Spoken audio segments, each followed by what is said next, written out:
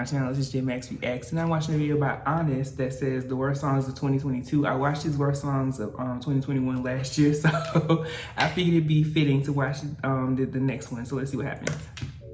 2022 has been an interesting year in music. A mix of veteran acts releasing huge comeback albums, and TikTok continuing to have a stronghold on the charts, which has thrust a lot of new acts into the spotlight. It's been a bit of a mixed bag this year. In this video, we will be going over my picks for the worst songs that gained momentum this year. Doja by Central C. The song plays into the growing trend of male rappers naming their songs after female entertainers just to get clout off of their name. I want to be clear that there have been songs in the past named after female entertainers that are indeed good songs. However, in the age of TikTok, it's mostly just used as a gimmick and to gain attention. In this song, Central C repeats the question, how can I be homophobic if my bitch is gay? As if he has single-handedly solved the idea of homophobia. It's quite simple how you can be homophobic if you have a bisexual girlfriend, actually. Many men are attracted to girl-on-girl action because it appeals to their sexuality and the male gaze, but they still express homophobia towards gay or bi men because it doesn't appeal to their male gaze. Association doesn't alleviate you of homophobia. Overall, the song sucks, weak bars, and it's carried by Eve's Blow Your Mind sample. If You Ask Me To, Charli D'Amelio. I just want to say it sounds like she's singing through a tunnel, and they put heavy effects on her voice to cover up her lack of vocal ability. But you can still hear her struggling. It's a generic piano ballad, and honestly just reads like a cash grab.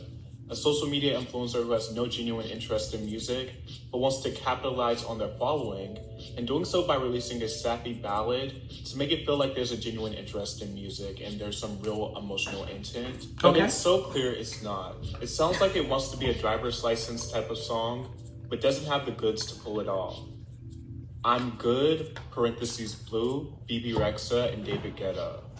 Bebe Rexha and David Guetta have a long working relationship, and this song is yet another one in their canon, even going viral on TikTok prior to its release. It seems to be a foray into house and rave music. The song is built on Eiffel 65's classic Blue Da Ba Dee.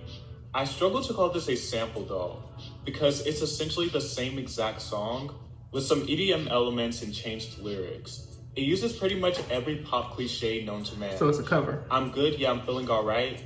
Baby, I'ma have the best fucking night of my life, the lyrics read. I don't know how they can manage to make an already brainless song even more brainless and way more soulless, but they did. The production sounds dated, straight out of 2011.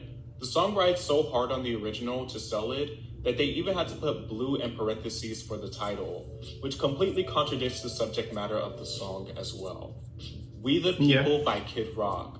This Kid Rock song tries to be very anti-establishment, I guess. It has anti-mask lyrics, anti-social media, and basically a lot of cliches. It just feels like very cheap, lowest common denominator pandering.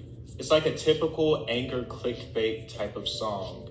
And the subject matter is one thing, but the musical composition and performance genuinely sucks. Oh wow. Kid Rock does some rapping. His vocal performance sounds like a drunken rant. Super generic rap rock beat. It tries hard to be this big freedom fighting anthem, but just comes across as posturing.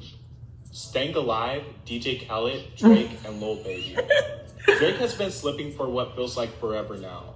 He has reduced himself consistently and has made it his go-to shtick for a while now to try to create viral moments with his music and memify it.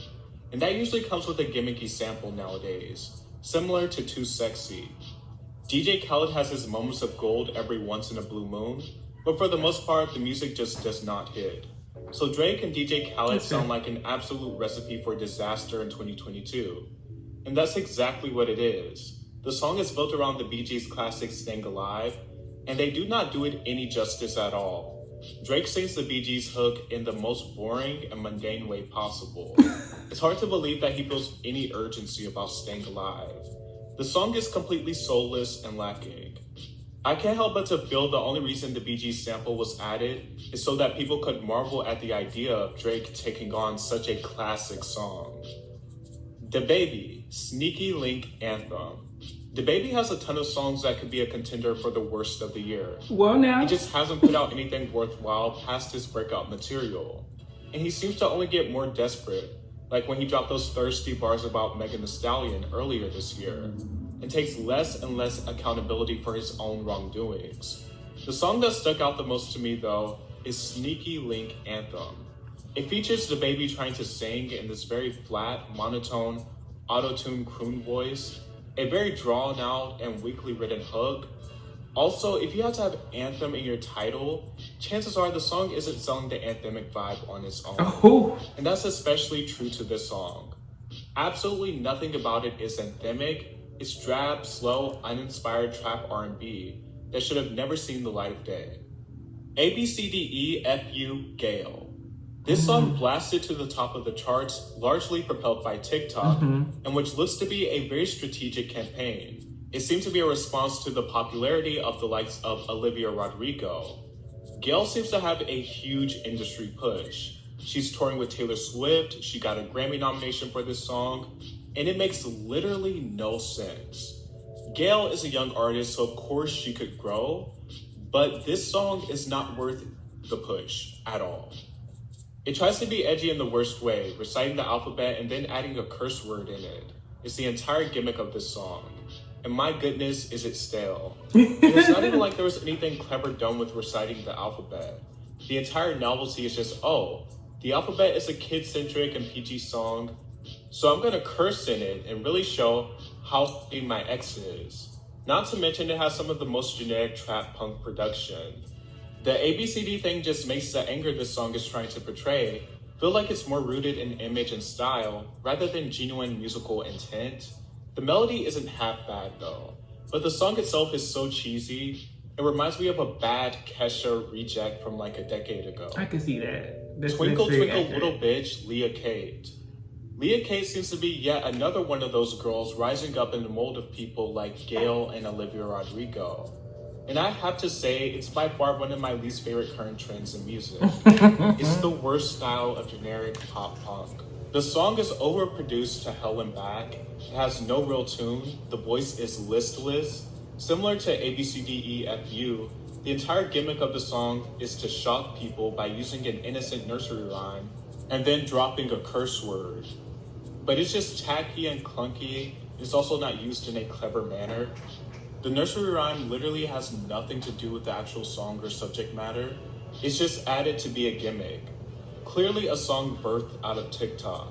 The music video is also kind of weird. It has her like in a little children's bedroom, just trying to be edgy. The lyrics are awful all around. Turning a nursery rhyme obscene does not give you personality. It just shows a lack of it. Okay. That was a good one. I think from like the 2021 list, I had some things I didn't really agree with because I actually did. I actively listened to a lot of music in 2021. I have not this year. I really have not. My little end of the year playlist didn't have many new things in it. It had a lot of stuff that came out years ago that I've been just playing from the same playlist for the last 2 or 3 years, in addition to 1 or 2 little new things. But yeah, the only song on this list that I actually have heard in full might have been the DJ Khaled song. I ain't heard none of the other ones because I don't listen to cheesy TikTok music. When I see it being, you know, when I scroll and I see it being the center of a dance or some fuckery on TikTok, I tend to just shy away from the song because I'm like, I'm probably not gonna like it at all, unless it's a song I already know. So I gotta agree with them, you know, in that instance, you know, ignorance on my end of the songs themselves would make me just agree with this. So but I also trust Honest in his opinion because it tends to be very it can be blunt, which I love, and then sometimes I'll be like, you're doing too much, but for the most part, it's pretty accurate, it's spot on. So yeah, let me know what you thought about this below. Comment, like, subscribe. Until next time, peace.